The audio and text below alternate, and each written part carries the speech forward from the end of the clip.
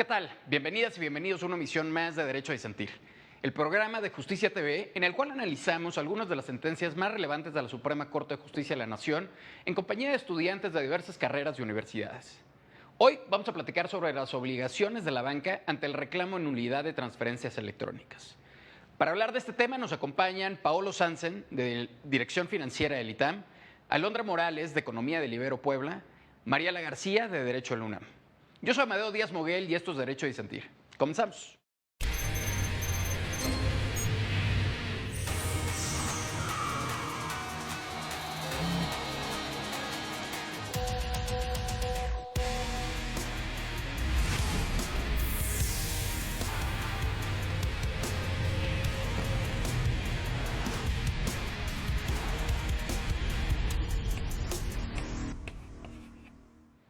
¿Qué tal? Me da mucho gusto saludarles una vez más acá en Derecho a Disentir. Hoy platicaremos sobre la banca y la nulidad de operaciones por transferencia. De entrada, pues tenemos un gran panel del día de hoy, economistas, financieros, abogada. Entonces, yo creo que tenemos mucho de dónde comentar para uno de los temas que quizás alguno de nosotros o nosotras ha estado involucrado o al menos algún conocido. De entrada me gustaría que platiquemos sobre la banca, vaya. O sea, vamos dando un poco más introductorio antes de entrar al fondo del asunto para ir poniendo las cosas en perspectiva. Paolo, cuéntame, cuando decimos la banca, ¿a qué nos referimos con la banca y cuál es el funcionamiento un poco de la banca? Bueno, pues la banca pues es muy amplio, ¿no? Es todo el sistema financiero, o sea, gran parte del sistema financiero en México. Incluye la banca comercial, como son pues, los bancos, que en este caso se tocan cuando haces una reclamación, y también muchas instituciones del gobierno que son las que se encargan de regular toda esta actividad de los bancos en el país. Entonces son muchísimos millones de usuarios y muchísimos millones de pesos los que se mueven todos los días. ¿Y qué tipo de autoridades regulan lo relacionado con la banca? Pues son varias instituciones, en este momento no las tengo aquí anotadas, pero pues no sé, desde el Banco de México hasta la Comisión Nacional Bancaria de Valores, la Comisión Nacional de Seguros y Fianzas. Son muchísimas instituciones y cada una se encarga como de diferentes aspectos de la banca. De acuerdo. Eh, Mar, ¿por qué no me platicas un poco sobre los hechos del caso? ¿Cuáles son los antecedentes del caso de la Suprema Corte de Justicia? Sí, claro, pues hablamos de una contradicción de tesis, en este caso es la 206-2020 de la primera sala. Esto fue primero en el Tribunal Colegiado en Materia Civil del 10º Circuito y a su vez, bueno, la primera sala trabajó con estas dos tesis que se contradecían, pero de cierto modo una desfavorecía menos que otra. Hablamos de una, eh, una nulidad de transferencias electrónicas, de transferencias electrónicas a su vez de la banca. Esto significa, bueno, a grandes rasgos, que la nulidad es cuando, pues, por defecto, en el objeto de un contrato, hablamos de, en este caso, la banca comercial, sabiendo que hay dos tipos de bancas, ¿no? La banca pública y la comercial. La pública, pues, se reduce a factores estratégicos de la administración pública, como son, en este caso, antes Bansefi, que ahora ya es el Banco del Bienestar, y algunos bancos relacionados a actividades administrativas, y a su vez el Banco de México, que es este regulador de la banca comercial, ¿no? Entonces, acá se mencionaba que por qué, más bien, cómo fue la nulidad de esta transferencia. Entonces, mencionaban que la carga de la prueba, pues era la tenía que diagnosticar el usuario. Y pues esta tesis, esta contradicción de tesis nos habla que no precisamente, ya que si el usuario se hubiera adquirido esta carga de la prueba, pues la carga de la prueba es inequitativa, ya que no tenía los fines ni las herramientas tecnológicas como lo tiene una banca comercial, y en específico las obligaciones que tiene, como ya lo mencionaban, en las normas de infraestructura extendida de seguridad de Banxico, que se llaman las CIES o las CIES. Entonces, pues acá hablábamos de eso, ¿no? De cómo demostrar en el procedimiento que certifica digitalmente que la banca hizo bien su trabajo en sus plataformas y no el usuario tuvo un error o no sé, un error digital. Entonces esto pues concatena más a la banca, ¿no? La banca es la que tiene que salvaguardar la seguridad de datos, pero a su vez de sus procedimientos y la fiabilidad de la banca eléctrica. Más o menos un poquito es el resumen, pero igual ahorita ahondo un poquito más al respecto de esta jurisprudencia. Muchísimas gracias, Mar. Yo creo que nos das una película clara sobre de qué va el caso, efectivamente, y yo creo que las preguntas pues, más relevantes en este caso, o la pregunta más relevante es a quién corresponde la carga de la prueba. Es decir, básicamente lo que nos explicas, hay una transferencia electrónica que no respalda, digamos, el usuario, que no reconoce el usuario, y ante esta situación, pues de entrada se le ve forzado, o pareciera que se le ve forzado, pues a que él tiene que probar que efectivamente no fue quien realizó la transferencia, etcétera. Sin embargo, pues si no la realizó, pues es muy complicado, pues probar por obvias razones, básicamente, que no lo hice, ¿no? O sea, nadie puede probar lo que está, lo que no es posible, etcétera. Además, pues un hecho negativo, pues es aún más difícil.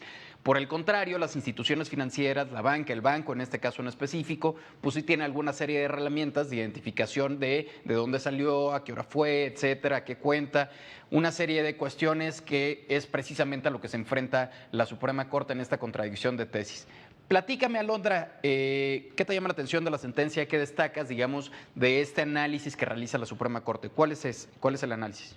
Pues para iniciar, obviamente, al momento de leerla, sí sentí la contradicción, se podía sentir en la tesitura totalmente. Y por una parte, siento que obviamente la banca tiene un sistema entero para poder demostrar lo ocurrido, pero tampoco estaba obligado, se especificaba a desglosar toda la información que no afectara al demandante sobre este caso exclusivamente debido al cargo en su cuenta. Y ahora estamos hablando de cuentas de crédito, y ya cuando es el manejo de cuentas de crédito también se maneja el sistema bancario de otra manera.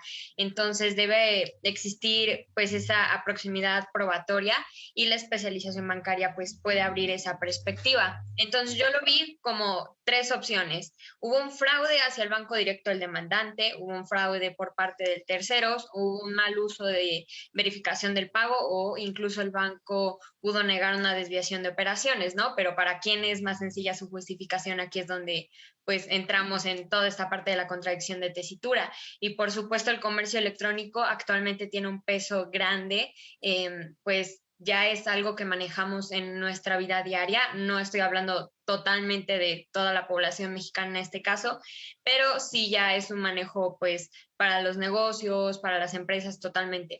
Y por supuesto, yo veo la importancia del comercio electrónico, pues es un sistema económico y crecen exponencialmente. Recordemos que es un mercado del que estamos hablando. La banca electrónica básicamente controla esta parte de los costos. Es menos costosa llevar a cabo una banca electrónica que tener que ir nosotros pues presencial al banco, ¿no? Porque ya estás hablando que se incrementan pues ciertos costos como incluso los salarios y demás, necesitas más personas.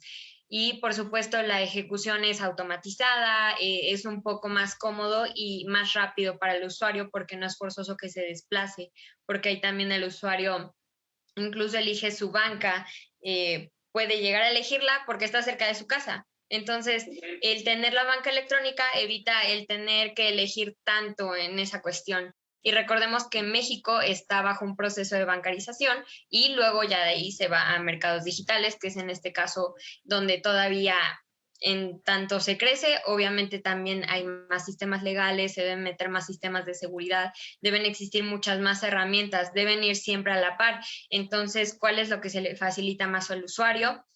Y yo lo vi igual como una perspectiva igual del derecho del consumidor, tanto de la banca. Aquí se juntan varios temas económicos muy interesantes. Más adelante espero retomarlos con ustedes. Totalmente, me parece muy importante lo que nos comentas, Alondra, porque precisamente en la actualidad, digamos, el comercio electrónico, el e-commerce, etcétera, pues es una realidad cada vez más exponencial y yo creo que particularmente post pandemia todavía más. ciertas restricciones y ciertas limitantes, digamos, físicas han hecho que este comercio se vea exponenciado, el acceso a Internet, en fin, o sea, todo esto es creciente en términos de accesibilidad y por tanto, pues también, como bien dices, no solo es menos costoso para las empresas, para la banca en particular, la banca comercial, sino también mucho más fácil para el usuario hacer una transferencia desde algún dispositivo electrónico, móvil, en fin. Entonces, cada vez nos vamos a enfrentar más a este tipo de situaciones y definitivamente el criterio que sienta la Suprema Corte de Justicia en este caso, pues es muy importante, porque insisto, se vuelve parte de la cotidianidad y el hecho de que puedan existir algunos márgenes de error o alguna cuestión ahí ilegal o lo que sea, digamos, en términos de transferencias electrónicas, pues la probabilidad es muy alta. Paolo, cuéntame, ¿qué te llamó la atención a ti de la sentencia? Pues a mí me llamó la atención, bueno, ya leyendo todo el caso, la verdad es que no veo como muchos argumentos como para poner la carga de las pruebas sobre el cuentaviente por todo lo que se justifica, ¿no? En toda la sentencia, el cómo todas las complejidades técnicas que requerirías tú como cuentaviente para poder demostrar que la banca electrónica de cierto banco tiene alguna falla en su proceso de seguridad, pues creo que es bastante complicado, ¿no? Cuando el banco es el que tiene que cumplir con todas las regulaciones, todos los procesos de seguridad, de verificación de que la persona que está usando la cuenta pues es pues la persona como tal. Y entonces el usuario lo acepta. Entonces en el momento en que hay un reclamo de que él no hizo la transferencia, que le hizo alguien más, pues simplemente el banco es el que tiene la facilidad para poder decir, ok, pues yo cumplí, ¿no?, con todo el proceso. Y el cuentaviente pues le costaría bastante trabajo el poder decir dónde estuvo el error, ¿no?, de todo el sistema. Y creo que es muy importante esto porque ahorita que estamos hablando como de la banca, del proceso de bancarización en México, o sea, en realidad es bajo, es alrededor del 60% de la población los que usan la banca. Y gran cantidad de ese porcentaje es gente que simplemente, o sea, ni siquiera usa la app del banco, no usa las plataformas digitales, solamente les transfieren, van al cajero y sacan su quincena y la guardan en el colchón. Entonces, si queremos incentivar que la gente use más, o sea, mucha gente de esta gente es por miedo porque dice, no, pues yo no veo mi dinero, yo no sé dónde está, me lo van a robar, yo no sé si va a desaparecer. Entonces, si le decimos aparte, ok, entonces en el momento en el que tu dinero se vaya y desaparezca y tú no sabes dónde está, tú tienes que aventarte todo el trabajo de ver dónde estuvo el error, pues eso no le va a dar confianza a la gente y va a frenar el proceso de que la gente pueda adoptar la banca y la banca digital. Entonces creo que la sentencia a mí se me hace muy atinada porque precisamente le da confianza a los usuarios de que se hacen esfuerzos por cumplir todos estos procesos de seguridad y que en el caso de que haya un problema, pues el banco puede presentar que cumplió, ¿no?, con toda la estructura y con todo lo que se requiere. También una responsabilidad, yo creo que debida al tema de la banca comercial, es decir, a los bancos, pues al final del día ellos tienen el registro, pues básicamente de todas estas transacciones y de alguna forma, pues al ser un cuentaviente, pues es tu empresa y tu empresa sí esperas que haya cierto respaldo y es justamente lo que platicas, me parece, Paolo, que es la confianza que debe generar en el cuentaviente pertenecer a cierta institución bancaria, pues el hecho de que también pueda haber una revisión, sobre todo si estás confiando en una transferencia electrónica que de entrada pues no debería tener ningún problema, pues definitivamente que responda también la empresa. Mar, cuéntame más detalles sobre la sentencia y las consideraciones de la Corte, por favor. Sí, claro, pues justo como hablábamos, ¿no? A esta normatividad tendría que regularse, hablamos de una ciberseguridad, pero también hablamos de datos personales que pueden estar vulnerados, ¿no? O sea, como hay dos partes. Una es los datos personales que se le emiten, en este caso, a las bancas, para el ejercicio de sus funciones, para la autenticidad de nuestros datos, pero la otra parte es que justamente se tiene que plantear que ya existen ciertos mecanismos, ¿no? Acá había como una cierta redundancia en algunos argumentos jurídicos en los cuales mencionaba el Código de Comercio en su artículo 1128 ya establecía que una banca fiable tiene que cumplir con ciertos paradigmas, ¿no? Pero también hablamos de, bueno, como en este nivel de convencionalidad, de la ley modelo de la Comisión de Naciones Unidas para el Derecho Mercantil Internacional, ¿no? Y en este caso, pues la Comisión Nacional Bancaria y de Valores tiene dictámenes, ¿no? Estas normas de seguridad, que son disposiciones generales, como ciertas normas, en las que mencionaba uno, ¿no? Primero, que la persona o el usuario se se identifique, después que la cuantía y el formato sean viables, después que la emisión y el comprobante también sean notificadas oportunamente, en este caso a la persona, ¿no? Ya sea pues vía electrónica, en el teléfono o bien en algún correo certificado en la cual el banco y el usuario tengan comunicación activa. Y a su vez un seguimiento de cuentas y plazos establecidos, es decir, una bitácora y una auditoría de estos mismos. Creo que, bueno, el sistema financiero mexicano como tal tiene estos grandes rubros de control financiero, y este control financiero pues hablamos también de lo que es el fisco, de lo que es todo este seguimiento que se une para que pues, en este caso las transferencias sean legítimas. Entonces, bueno, como tal, mencionaban, bueno, que desde 2004, ¿no? Desde 2004 existe el sistema de pagos electrónicos interbancarios, que es lo que se llama el SPEI, y a su vez pues regula, el SPEI pues fue materializado gracias al Banxico y a su vez a las bancas comerciales, ¿no? Entonces, tiene estas dos grandes como ventajas y regulaciones que permiten que las personas tengan un seguimiento de alguna transferencia, ¿no? Pero que también esta transferencia siempre a dónde llegó, cuándo llegó y este tipo de situaciones.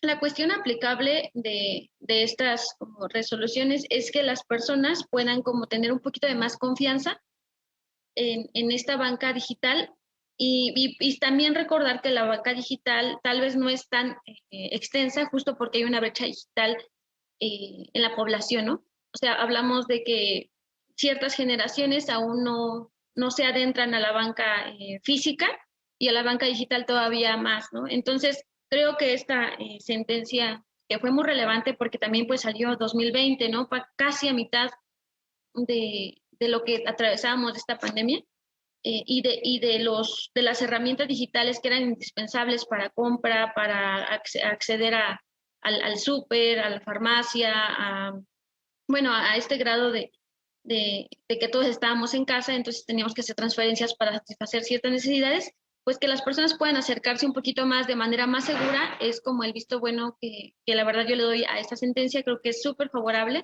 que lo explique tal cual, porque entonces las personas pues están en el limbo o tienen miedo de que su dinero se pierda o que no haya como de cierto modo, justicia, ¿no? Hablando de que tiene que hacerse un juicio sucesor, perdón, mercantil para que les dé su beneficio, ¿no? Entonces, pues nada, creo que un gran visto bueno, ojalá poco a poco haya mayor seguridad, hayan estas auditorías tanto a los bancos como a las personas que hagan ciertas denuncias de tales bancos, y pues así hay procuración primero de la seguridad financiera de las personas y después de sus datos personales.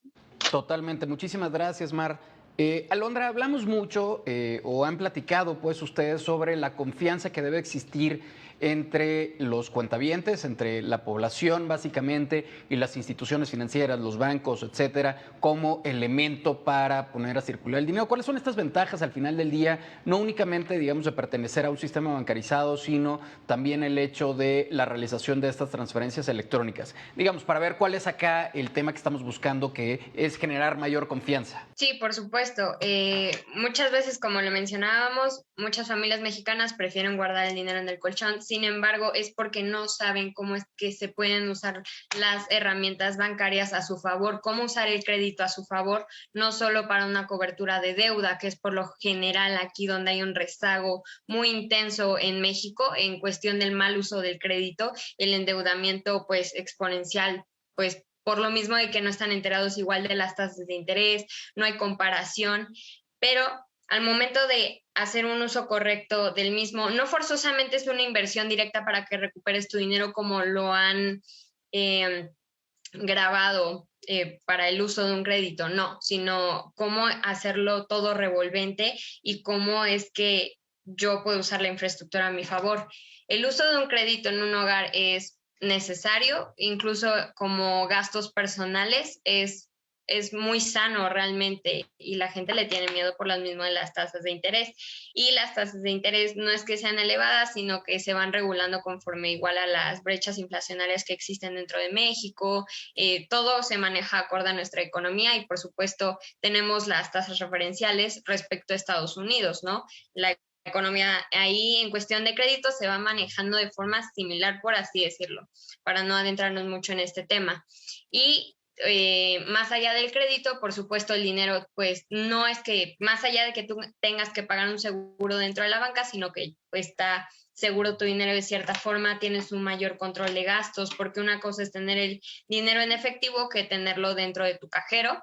Entonces, incluso hay una extrema bancarización. En algunos países se ha encontrado controversial con el gasto de las familias. Se ha encontrado que gastan un poco más al momento de tener su dinero el 100% en el banco sin tener en efectivo. Entonces también ahí es un balance muy interesante en el uso de la banca. Y por supuesto, en este caso veo que es una protección multifacética, lo que estaban mencionando, porque el banco te tiene en la mira a partir de tus registros, ¿no? Y verificaciones de tus transferencias, depende del monto que estés dando, depende del uso de tu cuenta, tu posición en el banco, es internacional, por qué tienes historial de bloqueo, porque incluso como estaba mencionando, muchas personas no usan los servicios bancarios por más de un año, incluso por el simple hecho de no tener un teléfono. Ya, si no tienes un teléfono, pero con pantalla, o sea, ya no puedes tener acceso a muchos servicios, Cody, Pay, todo eso que nosotros usamos comúnmente. Entonces, sí, volvemos a retomar lo que es la brecha tecnológica, social que tenemos, es un rezago enorme lo que tenemos aquí en México y es parte de la educación financiera, porque al momento de implementar esos instrumentos, no es que se tenga una implementación educativa desde un hogar, incluso desde a nivel primario y todo eso, no hay una educación financiera como para incentivar al ahorro, incentivar a la inversión, incluso podemos verlo en el quiebre de empresas. Aquí en México no es exitoso, más del 60% quiebra en menos de un año y eso es por lo mismo de que falta mucha educación financiera y mucha infraestructura. Y por supuesto, al final volvemos a la protección del consumidor, qué tan eficiente es el uso de transferencias equivalente a la resolución de la problemática, ¿no? Porque habíamos, por supuesto, ningún sistema es perfecto, ningún sistema bancario es perfecto, pero esta contradicción no tiene que escalar a una duda enorme sobre el sistema bancario, ¿no? Porque realmente sí está regulado, tiene muchas protecciones contra, pues, hackers, mencionémoslo así. Entonces, yo como banco, ¿cómo está conformada mi tubería financiera, no? ¿Qué pasa si? Entonces, debo brindar todos los panoramas en caso de catástrofes financieras, en caso de fraudes a mis clientes, todas las posibilidades y el poder adquisitivo de las familias incluso habla mucho sobre la visión que tenemos respecto de la banca electrónica. De acuerdo, muchísimas gracias, Alondra. Vamos a ir rápidamente a un corte y regresamos en breve. Por lo pronto no le cambien, estamos en Derecho a Disentir platicando sobre las transferencias electrónicas. Volvamos en breve. ¿Qué tal? Estamos de regreso en Derecho a Disentir. Estamos platicando sobre la banca comercial y las transferencias electrónicas. Una resolución de la Suprema Corte de Justicia de la Nación en donde se declara, o más bien se regula, ahonda más en la nulidad de transferencias electrónicas, a quién corresponde la carga de la prueba, si está en el cuentaviente o si está en el banco. La resolución de la Corte nos dice que pues, también el banco tiene una responsabilidad de dar un seguimiento, de trazar básicamente cuál es la ruta de estas transferencias y en tanto pues de probar la nulidad y no solo o exclusivamente el cuentaviente.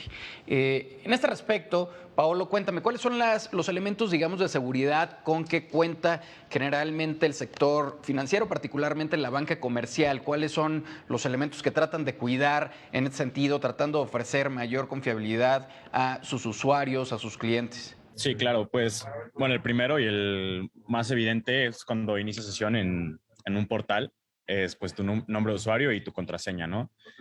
Pero también se habla de que, o sea, esta verificación, pues no es suficiente, ¿no? Entonces hay otros sistemas como por ejemplo lo es el token, que es este número que se va cambiando cada 5 minutos o cada X número de minutos y que tú tienes que tener a la mano. Antes se usaban estos aparatitos que te entregaba el banco con una pantallita y ahorita pues desde la app, desde el teléfono tú generas el código. Y también hay otras medidas como pueden serlo tu huella dactilar o reconocimiento facial. O sea, hay distintos niveles y distintos tipos y depende la naturaleza de la transacción que quieras hacer, si quieres hacerla dentro del mismo banco o sería una cuenta de un tercer banco. o los montos, pues varían, ¿no? Como el requisito que te debe pedir el banco de seguridad. También habla, por ejemplo, que tienes que dar de alta la cuenta. O sea, tiene que haber un registro previo y ya después haces la transferencia. A veces puede ser que te pida que haya un tiempo mínimo de espera desde que das de alta la cuenta hasta que, pues ya una vez que puedes hacer la transferencia. Y pues está bastante regulado, lo menciono como para cada ejemplo y cada caso. Yo la verdad, a veces yo no sabía que estaba como tan bien explicado, que muchas de estas regulaciones eran como, yo pensaba que eran como capricho de los bancos y que no era como un requisito formal de la ley. A veces pues son un dolor de cabeza porque hay bancos que son como más estrictos que otros, entonces tienes que estar batallando y quieres hacer una transferencia rápido y es como, no, te tengo que dar de alta, me tengo que esperar tantos minutos para hacértela, o ya es después de tal hora de la noche y ya no puedo hasta mañana. Pero pues todo tiene una lógica, como lo mencionábamos, de pues garantizar la seguridad del sistema y que no haya fraudes, y todo está bastante explicado y pues es un requisito de la ley que la ley le hace a los bancos. Muchas gracias. Oye, Paulo, y también en ese sentido, ¿qué es lo que, o bueno, más bien, Mar, platícame, que hemos hablado básicamente de la responsabilidad y de la idoneidad de la sentencia. Sin embargo, ¿qué argumenta el banco con respecto a la responsabilidad que tiene de probar ellos, de ser ellos quienes tienen la carga de la prueba? ¿Cuáles son los argumentos en contra, digamos, de esto? Pues como tal se argumenta lo dictaminado en el Código de Comercio.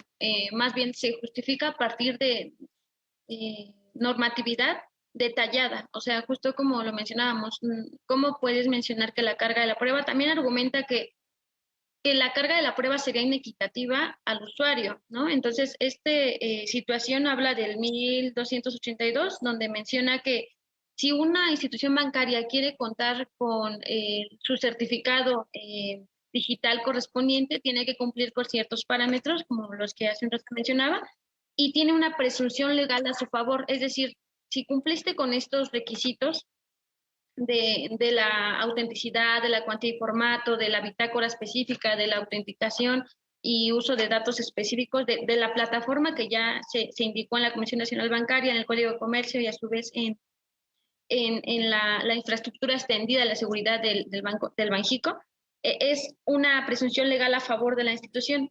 Esta presunción legal antes se tenía, bueno, hubo una regulación en el 196 del Código de Comercio que se tenía, pero faltaban algunas, pero se fueron aumentando. Realmente lo que yo chequé es que no se fueron aumentando a partir de anomalías, porque a veces pasa, ¿no? Que se reforman cosas a partir de que algo estuvo mal, sino solo se fueron aumentando a partir de la procuración de seguridad. Entonces, mencionaba esto, ¿no? Presunción legal a favor siempre y cuando cumplas con estos requisitos.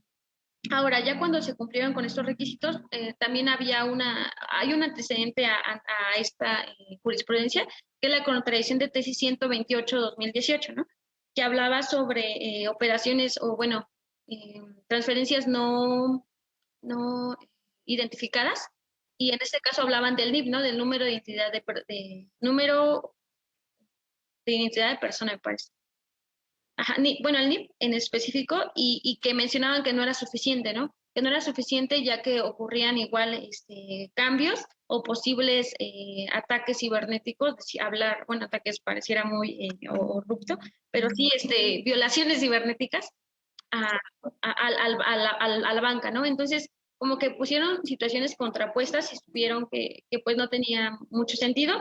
Aquí hay otra cosa, cuando está a favor, cuando después de como verificar estas determinaciones, estas disposiciones generales, ya podrían hablarse de algún enriquecimiento ilícito, es decir, sí, yo envié esta transacción, pero le llegó a fulanito por un error, ¿no? Y entonces es otro tipo de juicio, ¿no? Lo cual siempre hemos visto como de por qué te llegó tal cantidad, no lo reconoces, pero pues lo gastaste, pero nunca lo mencionaste, ¿no? También esta onda de, pues no es de la nada que llegue, ¿no? Y entonces hablas de enriquecimiento ilícito, a veces ya, ¿no? De lavado de dinero, en otras cosas de narcomenudeo, etcétera, con vinculación financiera, ¿no?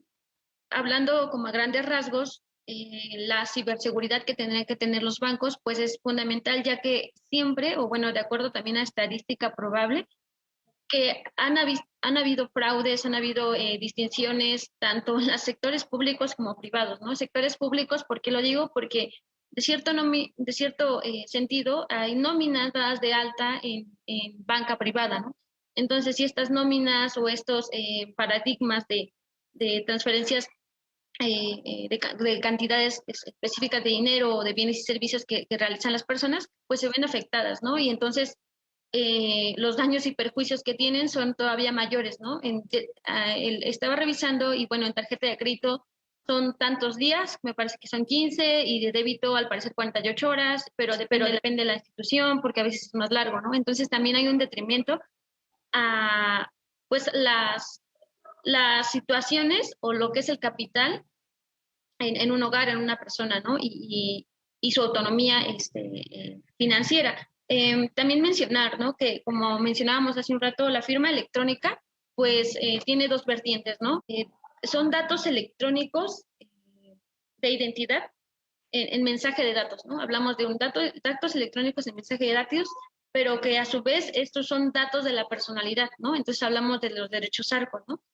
Y la otra vertiente es la certificado de que llegó tu firma electrónica, ¿no? Y también son mensajes de datos, pero con firma entre la relación de la creación de esa firma. Es decir, la certificación que tendrían que tener cada uno de los datos es que mi firma electrónica fue acreditada y el intermediario es como el objeto del por qué fue acreditada, ¿no? Entonces, pues sí, creo que estos derechos ARCO son fundamentales, es que la firma electrónica termina siendo parte de nuestra personalidad jurídica y por ende, pues cuidarla y satisfacerla de la manera más amplia, ya que sí han habido muchos fraudes, ya que constantemente, la verdad es que lo hay, es muy lamentable, justo también hay inequidades en quién accede y quién no, pero pues ese es como otro tema, ¿no? Esperemos que poco a poco las personas tengan confianza, que poco a poco sepamos, ¿no? Que también es una obligación, ¿no? Porque he checado que a veces los bancos dicen, es obligación que tengas, no sé,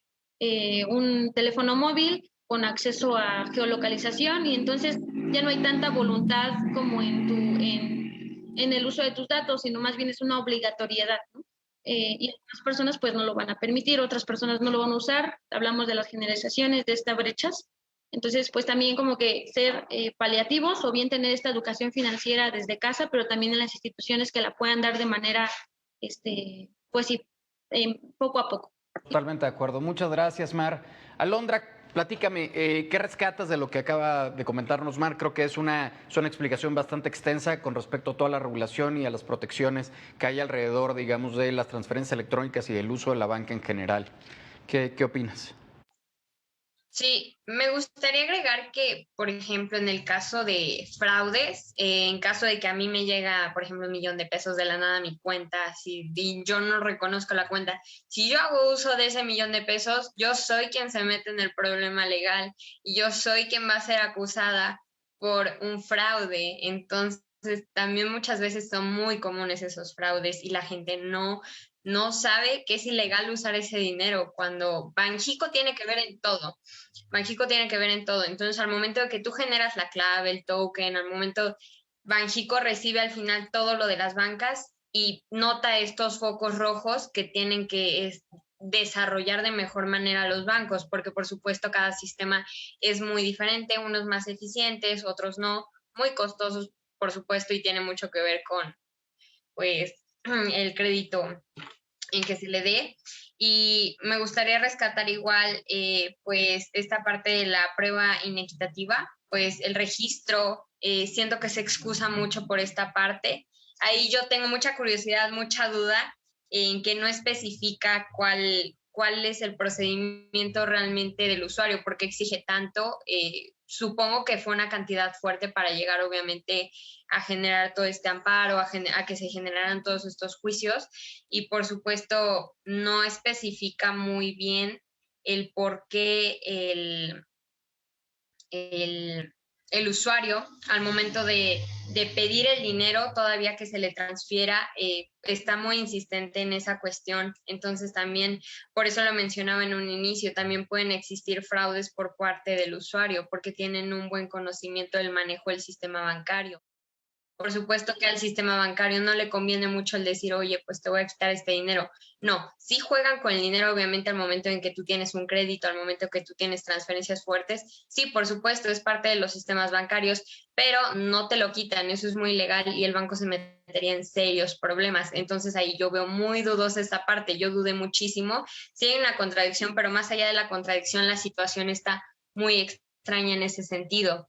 Y por supuesto la fiabilidad por ambas partes no se puede decir que es un 100%, porque mencionaba el banco que también tienen fallas, que también pues pudo haber existido un código de implementación en otro sistema. Me causó curiosidad todos los fraudes mencionados incluso dentro de la misma sentencia, existen demasiados, entonces también pudo haber sido por terceros, ¿no? También volver a recalcar eso. Otra parte, nuevamente entramos a la infraestructura bancaria, no está al 100% regulada en materia igual de derechos, considero, falta todavía un desarrollo más fuerte, una presencia legal más fuerte, por así decirlo, porque una cosa son los sistemas financieros y otra cosa es la presencia legal, no como las firmas electrónicas que estaba mencionando Mar. Y más que nada quería agregar eso, pues las pruebas inequitativas, la parte del sistema de Banxico que considero ha regulado muy bien los sistemas bancarios al momento, a pesar de que falta mucho desarrollo, porque también tiene mucho que ver con el desarrollo económico que tiene México, ¿no? Pero a pesar de todo ese rezago social y económico, lo ha manejado de buena manera. Muchísimas gracias, Alondra. Paolo, ¿algo que quieras complementar de lo que comentan tus compañeras? Sí, pues yo nada más, o sea, quisiera complementar, concluir con que pues sí es como un conflicto, porque a la vez, o sea, las comisiones reguladoras, el Banco de México tienen que garantizar la seguridad, pero a la vez tiene que poner mucho énfasis en que estas plataformas se vuelvan amigables para el usuario y que el usuario se quiera acercar con confianza y con seguridad y que las trabas no sean excesivas como para desalentar, ¿no?, la inclusión de muchísimas personas que no están todavía en el sistema financiero. Entonces, pues nada, o sea, te digo, o sea, creo que la sentencia es favorable, creo que lo mejor es que el banco es el que tiene que proporcionar todas las pruebas, pero pues sí se tiene que ir, conforme va avanzando la tecnología y pues las finanzas en general en México, pues también se tiene que buscar que esto no desincentive al usuario a querer adoptar estas tecnologías.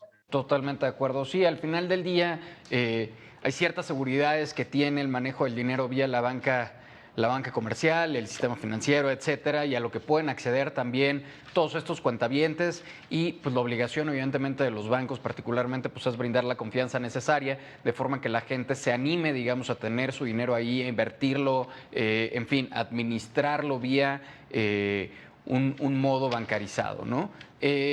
Vamos rápidamente a un corte, no le cambien, regresamos en breve, estamos en Derecho a Disentir, ahorita volvemos. ¿Qué tal? Estamos de vuelta en el último bloque de Derecho a Disentir. Hemos estado platicando sobre la banca comercial, el sistema financiero, las transferencias electrónicas y la responsabilidad que existe tanto por parte de los cuentavientes, pero sobre todo de las instituciones financieras, de la banca comercial, con respecto al cuidado y la confiabilidad que deben de generar en la sociedad y particularmente dentro de sus clientes. Estamos en el último bloque. Realmente yo creo que han habido intervenciones fantásticas en el sentido de que nos han dado mucha luz sobre la complejidad que hay detrás del sistema financiero. Realmente no es un sistema muy fácil. Digo, todos conocemos un banco y estamos familiarizados con un banco, pero toda la regulación que hay detrás, toda la operación, la maquinaria en sí del sistema financiero es complejísima realmente. Y desafortunadamente esta complejidad se hace latente precisamente cuando enfrentamos algún problema con respecto a alguna de nuestras cuentas, cuando tenemos algún fraude, cuando tenemos algún hackeo, etc., como es el caso de la resolución que hemos platicado el día de hoy. Es ahí donde nos damos cuenta lo que hay detrás, las autoridades que están detrás garantizando, digamos, un correcto funcionamiento de este sistema financiero, asignando y deslindando las responsabilidades hacia cada uno de los actores que participan en él. Entonces, en ese sentido, me gustaría escuchar sus últimas reflexiones, cuáles son sus conclusiones y, sobre todo, qué les gustaría que se llevara el público con la discusión de hoy, porque es importante esta sentencia el día de hoy. Comienzo contigo, Mar, te escucho. Y muchas gracias, pues ha sido muy, muy interesante y muy lleno también este pues, intercambio de ideas a partir de esta sentencia.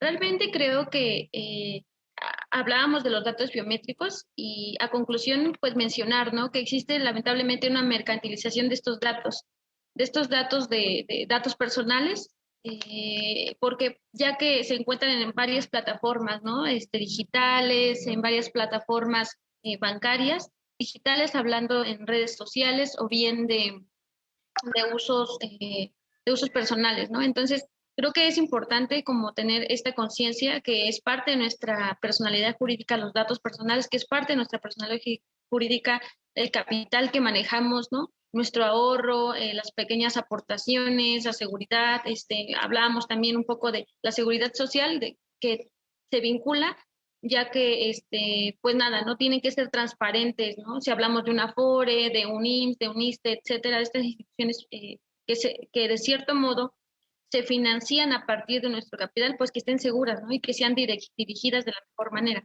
Entonces creo yo que tener esta educación financiera es importante y también, pues, llamar de cierto modo a la autoridad en turno justamente, bueno, me refiero a tal vez legislativa, en el que se pueda promover de manera más global la ciberseguridad de nuestros datos y de nuestro dinero en específico, ¿no? Yo creo, Sería- muchas gracias. Muchas gracias, Mar. Yo creo que nos has dado una gran cátedra, sobre todo de mantener presente que en este tipo de casos siempre es muy importante tener presente los derechos arcos, el tema de la privacidad, que es parte de nuestra personalidad, muchos de los elementos financieros con los que participamos, nuestra firma electrónica, en fin, y que todo eso debe estar cubierto y debe estar completamente garantizado, porque pues, es un elemento importantísimo y sobre todo hoy en día de nuestra privacidad, en ocasiones quizás hasta, digo, en otro sentido, pues, que nuestra dirección, lo que sea, pero es muy importante y es algo que siempre debemos de cuidar muchísimo como un aspecto de nuestra primera esfera nuestra primera esfera de individualidad y, por supuesto, de privacidad. Alondra, voy contigo. ¿Cuáles son tus últimas reflexiones del caso? ¿Qué concluimos de la discusión de hoy?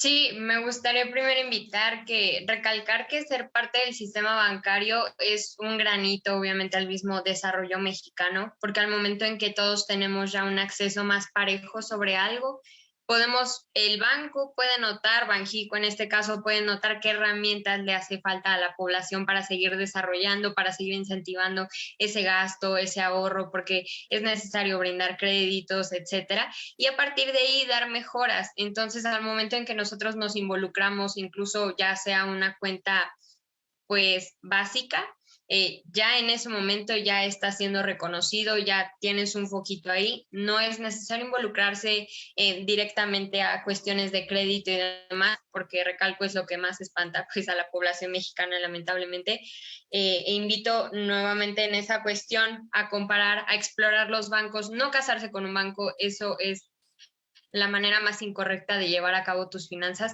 Siempre es bueno tener dos bancos, siempre es bueno tener dos comparaciones crediticias y demás.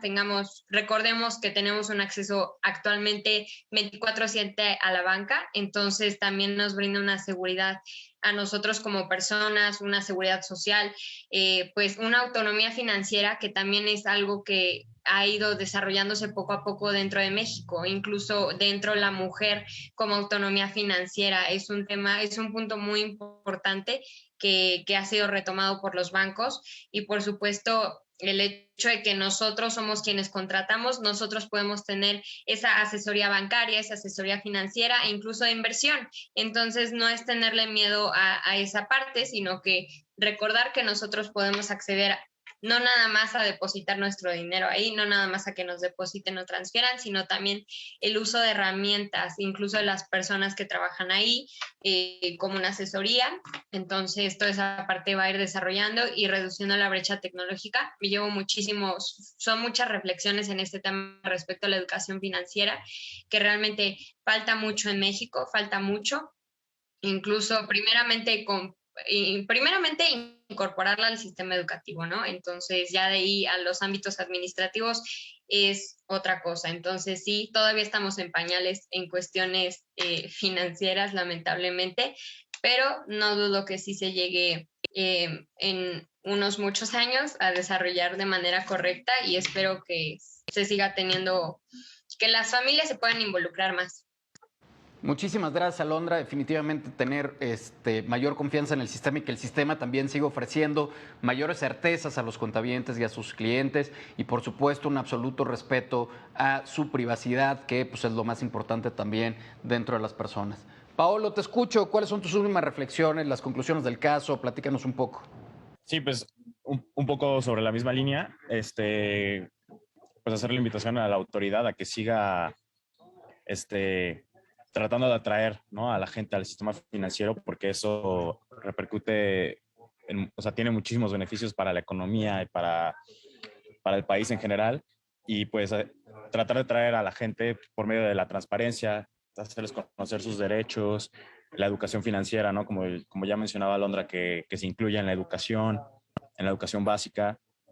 Y pues a los usuarios, a las personas en general, pues que igual que se informen, ¿no? Que sepan el por qué su dinero va a estar más seguro en una cuenta de banco que abajo de su colchón, porque el dinero pierde, o sea, si no lo estás moviendo y lo tienes estático, pues va a perder valor, ¿no? Entonces, que hay muchas mejores alternativas que son más seguras y que se informen y le pierdan el miedo y pues acerquen, ¿no?, a las instituciones financieras, a los bancos, porque al final de cuentas es la mejor alternativa y trae beneficios para toda la economía y todo el país en general.